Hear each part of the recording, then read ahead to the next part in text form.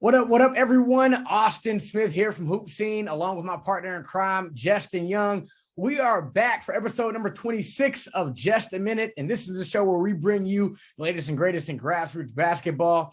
We got to do our West Coast check-in first. J-Watt, talk to us, man. What's going down in AZ for you today, brother?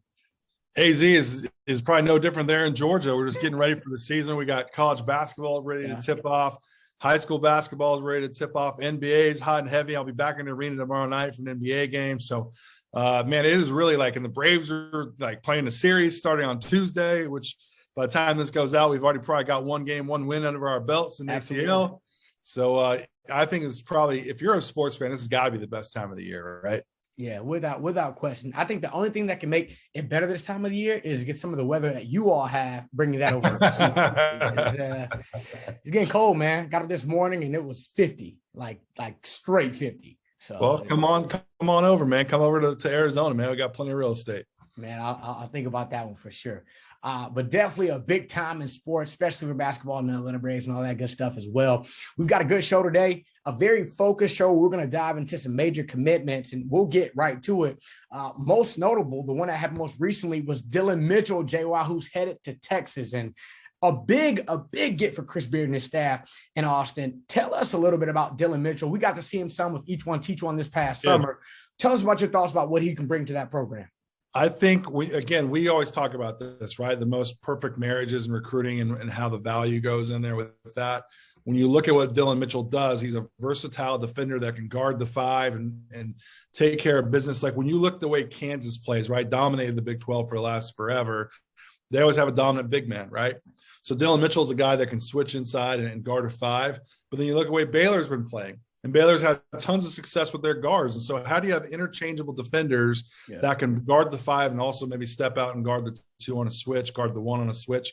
I think Dylan Mitchell's that type of guy. And the way Chris Beard wants to play down in Austin, you pair him with Arterio Morris, that is a dynamic 1-2 punch that's going to be there in Austin, Texas. I love Dylan Mitchell to Texas. How can you not love Dylan Mitchell to Texas because of that versatility and because of the way Chris Beard wants to play? More importantly, because of the way they want to defend that league, which has proven to be really, really difficult at the very top. I mean, you got Keontae George coming into town for Baylor, probably the top guard that's going to be playing college basketball. They're going to run tons of switches with him, tons of switches. So a guy like Dylan Mitchell, we've seen can go out there and guard that position really, really well.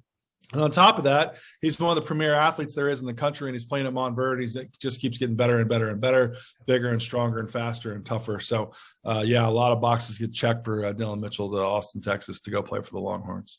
Absolutely. I think you talk about a really good fit. Dylan Mitchell will fit in with what Chris Beard is going to build there in Texas. I'm excited to see Big 12 play for the next couple of years. It's going to be an exciting time in Austin, man, and Dylan Mitchell is going to add a lot to their program for sure. Isn't it interesting when you look at the conference is who they have coming in? Because sometimes I think we look at a big picture view for national level for players and like their value at a national level. But when you look at the conference, who they're bringing into league play, those coaches know their league really, really well.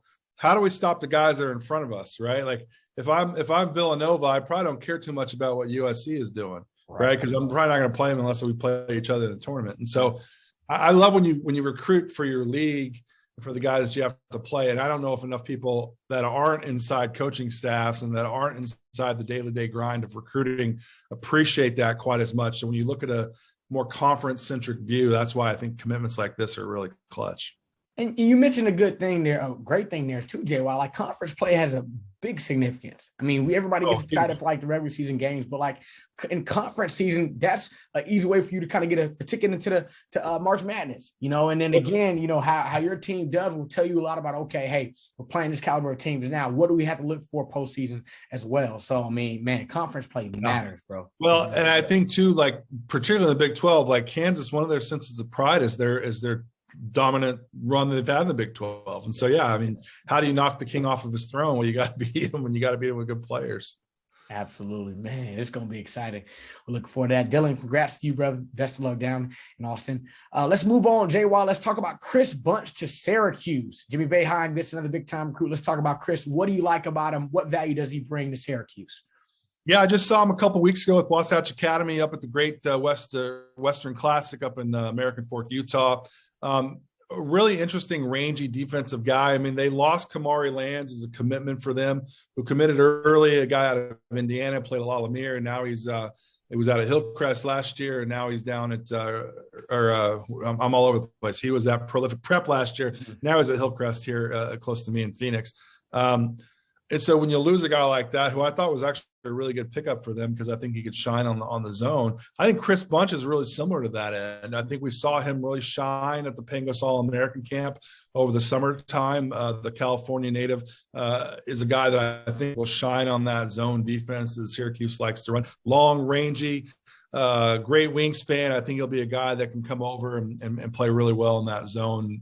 And anytime you see a guy that's like, 6'8", but he's got like a 7'1" wingspan. Like those are the types of guys that you look at like, oh, I bet Syracuse is going to go recruit him. And sure enough, they went after him and they landed him. So a really good commitment for them. It was an interesting recruitment. It was down to Rutgers, Washington, and Syracuse. And when he put out his little graphic that we see so many times on here, it was like R, S, and W. And I was like, I've never seen a graphic like that was just block letters. So I actually thought that was pretty cool. That's how we narrowed it all down. Nice. That's pretty dope for sure. Let's keep it going.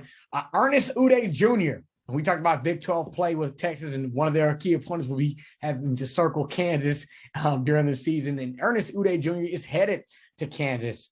Absolutely loved his toughness, loved his grit. I'm glad I was able to get some of those highlight plays on camera, because if you weren't at Swanee Sports Academy for some of his dunks, you did miss out.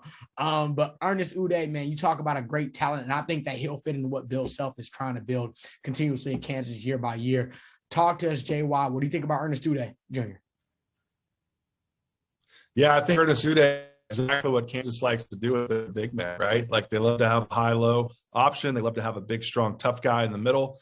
We really like to see guys, if I'm Kansas, that are going to be guys that can handle the rigors of it. Yeah. Let me ask you, I mean, you've probably watched him a little bit more than me. Like for you, where did you see the growth from the spring until the end of the summer? Where did you see him get the most improvement? I saw his most improvement, JY, with a little versatility stepping out to the perimeter. I mean, you saw him originally playing more back to the basket, being down low and dominant in the paint. But then toward the end of the year, end of the South Summer travel ball season, you saw him get a couple straight line drives from the perimeter. You saw him, show a little 15-foot jump shot. You saw him showcase a catch and shoot three occasions. So again, that offensive arsenal, adding that with his size, power, and explosiveness gives him a nice dual threat to be able to be a big man who can kind of play a little bit of inside and out. I'm going to show my age a little bit here. But you've probably seen the clip. Do you remember the clip where the Lakers are playing the Blazers in the late 90s in the Western Conference Finals? In Game 7, Shaq catches an oop, dunks it, go ahead bucket, and he's running up the court and he's going crazy. Okay, so when the Southeast Elite was at the Bob Gibbons event this year, Ernest had basically a game-winning dunk there on court 5. I think it was in the quarterfinals, if I remember right. But it was that same sort of thing where I'm like, that was a historic play, for that team. They end up, going on to the title game, and Ernest, I think, after that game, at least for me, and I could be wrong, but I really saw this major pickup of his confidence, and the rest is history. I think he's an All-American guy now. So we see so many guys that really kind of catch fire in their senior season that continues on at the collegiate level. And man, think about how good, just in recency bias, how good Udoka Azubuike was for Kansas, right? Man. Dominant inside, like an absolute dominant force. And Ernest, I'm not saying he's as big as strong as Udoka, because I think Udoka's probably, I mean, in my career, probably one of the 3 biggest, strongest guys I've ever covered. Yeah. But man, Ernest Uday is going to be an absolute beast and a freak in the Big 12. His recruitment went all over the place, from coast to coast, and really a big score for the Kansas Jayhawks. If you're a KU fan, you get excited about every commitment, but get excited about this one is what I'm trying to say. Definitely get excited. YouTube, Ernest Uday Jr., HoopSeen, you will definitely probably see that dunk in the top 5 play segment or something. You'll see it. Just go ahead and check that one out so you can see for yourself. Really quickly, man, we want to take a break to let you all know that this show is brought to you by the HoopSeen Tip-Off, both in Swanee and in Phoenix next year. Man, we're so excited about the 2022 season, and we want to make sure you, coaches, players, and teams are able to get your season started off the right way. The HoopSeen Tip-Off is the premier event where both teams and independent shoot teams can come in, play, and compete at the highest level to get the ball rolling as you prepare for the live periods in July and the end of the travel ball season. So you want to be at the HoopSeen Tip-Off. Listen, again, Swanee and Phoenix, East Coast and West Coast. There's options for all teams out there. You can head on over to hoopseen.com/events where you can find more information. I'm talking a lot about it. Jay Watt, what makes you excited about the HoopSeen Tip-Off every year? Well, it's like our first big event of the travel season. It's the last weekend in March. Historically, it's been the stage for us that we've had McDonald's All-Americans really kind of start their narrative going into that, where we've seen guys like Keon Johnson come through and take care of business. And in times past, we've saw guys like Ashton Hagans, who went on to Kentucky, come in and dominate it. I'm going to go see my guy Davion Mitchell play the Phoenix Suns tomorrow night. I'm sure he probably played in 13 HoopSeen tip-offs over the course of time. They actually played a lot of Georgia Cups. I was thinking about that this morning. But to me, it gets things started in a really, we try to put teams in that place where, listen, in today's game, you have to have a narrative that goes along with your team. And what a perfect way to do that, to stage the narrative for your club as you're moving forward into April, into the live period. Because now we have 2 live periods again in April and only 1 in July. So that spring live period, those 2 weekends in April are crucial. You get that momentum going at a place like the HoopSeen Tip-Off, whether it's in Swanee Sports Academy, which we always have, or now out here in Phoenix. But like you said, we have 2 options for teams all over the country. So huge stage to really get the spring ball started. Yes, sir. So you heard it from JY. You heard it from me. HoopSeen Tip-Off in 2022 is going down. Again, stay tuned to hoopseen.com/events. For all you coaches out there, you can go ahead and get your teams registered. We're going to look forward to seeing you all next year in March, man. It's going down the usual way, the HoopSeen style. We look forward to seeing you all there. Let's move on now, Jay Watt, to 2023. Big-time commitments. We got a Georgia guy first, and we'll talk about another bias. But let's talk about Ja'Kai Newton. Man, he's headed to Indiana, and Mike Woodson has assembled, in my opinion, a great staff at Indiana with his first year, and they're getting to it early, recruiting-wise, getting guys ready, and they get a big pickup in a guy like Ja'Kai Newton to Indiana. What does this mean for the progression of recruitment and for Indiana basketball with the years to come? Well, it's interesting. We're seeing a resurgence of IU back into Georgia. There, in my early part of my career, IU was down there all the time. And now the interesting, dynamic of basketball, excuse me, you have a guy like Tom Crean who has so many history, so much of his history there in Bloomington. Now you got Mike Woodson, who's come in and got a great player in Caleb Banks from Fayette County. And now you got a guy like Ja'Kai Newton, one of the premier athletes there is in the class of 2023. Brianna Patton, I'm pretty sure, is the CEO and president of the Ja'Kai Newton fan club. I think she sits on top of the board of that. And so you're getting a high-level player there in Ja'Kai Newton that's going to be going there to Bloomington. But it's really interesting to see the Hoosiers pick that back up and be a stalwart down here in the Deep South. Yeah, for sure. And Indiana basketball, the roots are deep. Oh, man, they're deep. I was scrolling through Twitter. I'm like, man, seeing all these fans, congratulate Ja'Kai. And it's like, man, Indiana basketball is historic. And to see them making a play, like you said, Jay, like they once did here in Georgia, man, that only makes the basketball environment and community grow bigger and bigger. So it's been pretty cool to see just the interactions from Ja'Kai. Yeah. Just visit all that good stuff, man. It's been pretty unique. The Hoosiers spent, I think, the entire time at the Best of the South this year as well. In fact, I think where you were sitting at on one of our courts where we had a lot of our top games, Coach Woodson was there courtside for the majority of those games. So I wouldn't be surprised to see the Hoosiers down in Georgia a ton, even more than they already are moving forward. Yeah, IU fans, hoopseen.com is where you want to be for the next few years. Make sure you get all insider pads you need to, man. You'll probably be seeing a lot of Georgia guys. You can get the exclusive scoop on, again, on hoopseen.com. So stay to that site for these next few years to come, man. You won't miss out on anything. Let's keep going. Owen Freeman, JY, headed to Iowa. A big pickup for Iowa, indeed. And I know, man, you're a big fan of Owen's game. Tell us a little bit about him and what impacts he can have in the next couple of years. Well, there's no secret that Mid-Pro Academy is probably one of our favorite teams that we saw on the HSA and the grassroots basketball circuit. Excuse me, the grassroots basketball circuit there at NYLA team. But like they were dominant across the board. I think you could make an argument if they played up 17s, that 16 under team, they probably would have been a Final Four team in the majority of the events they played in.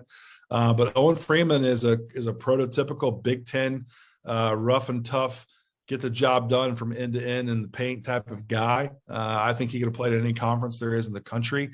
Certainly, I'm interested to see, like, when you talk to kids now, like how much Luke Garza's success there in Iowa, if you're a big guy, like there's not so many post-centric programs anymore, true post-centric programs. And Owen Freeman is a true post-centric kind of guy. You know, I really thought Michigan State was going to be the team to beat there for Owen Freeman. Mm-hmm. But when they got Jackson Kohler in the 2022 class out of Utah/Southern California, it did make me wonder how much that impacted Owen Freeman. Regardless, Owen Freeman is a guy that I think has Big Ten potential to go there and play for Fran McCaffrey and really be an absolute bruiser in the middle and be a guy that if you're in the Big Ten and you've got Iowa on your schedule for a big Monday night game or Wednesday night game, you're like, crap, we're probably going to lose tonight. Really a great player, a great winner, and really I think one of our most accomplished guys that we had in the 16 under division, the Grassroots Basketball Association. Yeah, one thing in particular that everybody's got to remember too, JY, is Owen's a 2023 kid. So he's got another year of development, another year of playing some high-level travel basketball. What I'm most impressed with, and you miss this, man, he's a post player who's got the traditional post skill set, and I love it. And I think there are a lot of good things that can come from guys who still know how to dominate the paint down low, and you can get a lot of success being able to be being able to get in the paint and then kick it back out and having different scoring options and as a perimeter defender as well. So Owen checked a lot of boxes for me. I remember when you first told me, hey, you got to make sure you check out the kid, Owen Freeman, and I was impressed. I mean, that's just the only way to put it. And so I think, again, you talk about the impact of Luka Garza. You talk about how that will affect players' future to come, possibly to Iowa, but just the big man role in general. I'm not surprised, really, that Owen Freeman made this decision, given what he had already seen from guys like Luka Garza. Man, it's pretty big of a domino effect. Yeah, and I think too, like you said, like being a 2023 kid, I mean, Ja'Kai Newton and Owen Freeman going to the Big Ten, those are significant commitments for that conference. And I know we're so focused on 2022 as signing day coming up, but those are commitments that a year from now we're talking about, man, those are two of the biggest steals there is. Two of the biggest steals there is in the Big Ten in the class of 2023. Yeah, without question, brother, without question. One more to go for the commitment series on this part, JY. Let's talk about Colin Porter to Liberty. Liberty, personally, man, I might be biased. One of my favorite teams in the ASUN Conference. Love watching them play year in and year out. They play the right way. They play at a great bank. I just like Liberty, man. I know it may be biased, but that's one of my favorite mid-major teams. I'm off my soapbox now. But tell us a little bit about Colin Porter, man, going to Liberty. Well, one instance, they're probably one of your favorite mid-major teams because they land high-level guys like Colin Porter to come in there and to keep them atop the ASUN or whatever league they may potentially be in by the time that Colin Porter gets there. Yeah. Out of Kentucky, a dominant pass first point guard. We first saw him as a youngster with EAB. They came. I think he was one of the stars of our 15 and under division, perhaps, of our HoopSeen Tip-Off a couple of years ago. So a guy that we're certainly familiar with, a guy that knows how to run the basketball around court, whether you're in full court, whether you're going end to end, whether you're a half court guy. But Liberty wants guys that know how to play, and Richard McKay's done a great job of getting guys better. And you're right. I mean, the ASUN is a no-brainer, one big league. And how do you keep yourself at the top? Well, you go sign guys like Colin Porter, and you get them committed early out of the class of 2023. So, we love highlighting commitments of note that are not quote unquote high major commitments, even though I'd argue that Liberty is probably one of the top, I don't know, maybe 40 teams there is year in and year out in the country. I think that's why they're there, because you get a guy like Colin Porter, a guy that knows how to play, knows his own value, and stays true to that. Man, without question. Colin, congrats to you, brother, man. Best luck in the future as you pursue your career heading on to Liberty. JY, that pretty much wraps with that segment, man, for the commitments this week. As always, I think it's just pretty unique what the time of year it is. Like, high school basketball is back, bro. Week in and week out, like, there are going to be some amazing games. We've seen some amazing preseason events so far. It only gets better and better each week. And that's an exciting thing. We got pro basketball going on too. Let me ask you this question, JY. For the commitments for these players, what do you think happens in the player's mind after they make a commitment? Do you think they initially turn into, okay, is it a stress reliever? Is it okay, let me try to work on my skill set to prepare for the school I'm going to be playing for in the near future? What do you think goes through their mind after they make the commitments to these schools? I think it's probably a lot of those things all combined, I don't know because of the last 2 years, if recruiting has the same types of pressures maybe it had before, where there's always this pressure to go visit somewhere. There's always a new, there's probably the phone calls never probably relented. The Zoom calls are probably stoked. Those are over. But yeah, I mean, for the most part, I think once you get committed to a school, and if the coaches at the school that is committed to are doing what they're supposed to do, you're probably thinking yourself and envisioning yourself as a player within that program. Okay. Yeah. So how then can I get prepared to help that program right away when I get to school there, and that I can be of value? And I think that's part of it. And getting rid of the recruiting decision-making process allows your brain to onboard more responsibility of getting better, not just for your college level, but also for your high school team and for your travel ball team. So yeah, I mean, it's interesting. Getting early commitments kind of took a shelf for a while because earlier, the teams weren't recruiting younger guys quite like they were. Now we're kind of seeing that start to pick up maybe a little bit more. So I'm actually keeping my eye on that, seeing if underclassmen are making more decisions. But yeah, I mean, no doubt about it, man. Like, it's kind of like when you find a girl that you know is your girl, right? You just life's a lot easier when you live that way, It's the same thing with a college. Like, if you know where you're going to go to school, everything else seems to be a little bit easier to kind of get through. Man, for sure. Great wisdom from you, OGJY. I like that. OGJY. Yeah, we're going to do that. I appreciate that. Everyone, man. I don't know if I like that. I want to still be the young guy, man. Come on. Hey, man, listen, bro, you're an OG, man. It's not, hey, listen, but you're a fly OG. You know what I'm saying? You cool with it, JY. I'll give you that. Appreciate it. No doubt. Appreciate it. I got some kicks. Listen, nothing gives me more joy. I got some kicks when I was in Vegas. Some young kids came by ooh. Kind of gave me hey, that's the way to keep that. Listen, that's how you stay young right there. I'm serious. I like to surprise them. Yeah, I like to surprise them. That's how you do it. That's tough, man. That's tough. JY, I gotta check those out. I'm gonna let y'all know what I think about JY's kicks, man. Maybe if he sends me a picture, I'll let y'all give y'all exclusive look into JY's sneaker heat. I'll let y'all know. He probably got some stuff. That might be a new video podcast coming up. Sneaker heat. Never know, man. You never know. Everyone thanks. I was trying to expand the empire. Hey, and look, we can always expand an empire, man. You never know what this might turn into. Let me not go too fast. This could turn it. We never know, man. Y'all stay tuned, like and subscribe because you don't want to miss out on anything. Is that fair? Actually, I'm glad you said that because I do want you to go like and subscribe our YouTube page because National Signing Week is coming up. Yeah, and we're gonna have a ton of stuff that's gonna be going on there. With the high school season coming up, we got a lot of high school preview stuff coming up, and we've got some absolute experts in the field. To Cortland Christian in Alabama, Josh Tech in Georgia, Brianna Patton in every state she touches, she dominates.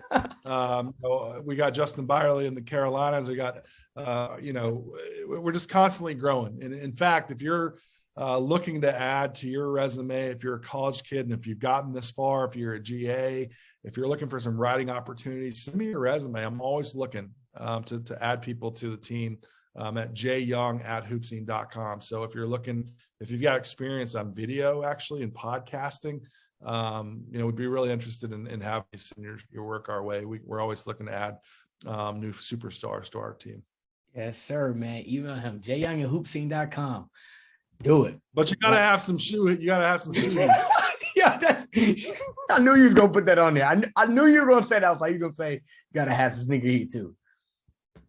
Because if you don't, you ain't making the cut. Let me be honest with you, JY. I just got my first pair of Jordans, dude, this year. Yeah. Okay.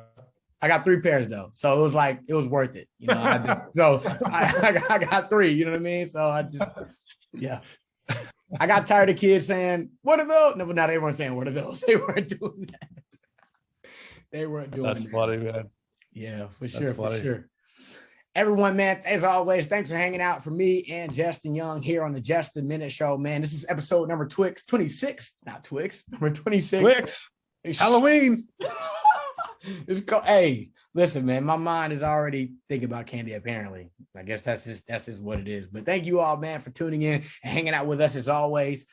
Man, like, subscribe, share with a friend, share with a basketball junkie, if you can say that. And we love being in here with you all every week, providing you all that latest and greatest content in grassroots basketball. We look forward to seeing you all next week on episode number 27. Go follow us at HoopSeen. Comment with us, man. Engage with us. Let us know your hot takes. Let us know what commitments you're following or who you're looking at down the line for both classes of 2022 and 2023. For now, Austin Smith, Justin Young. Again, we'll see y'all next week for the next episode of Just a Minute.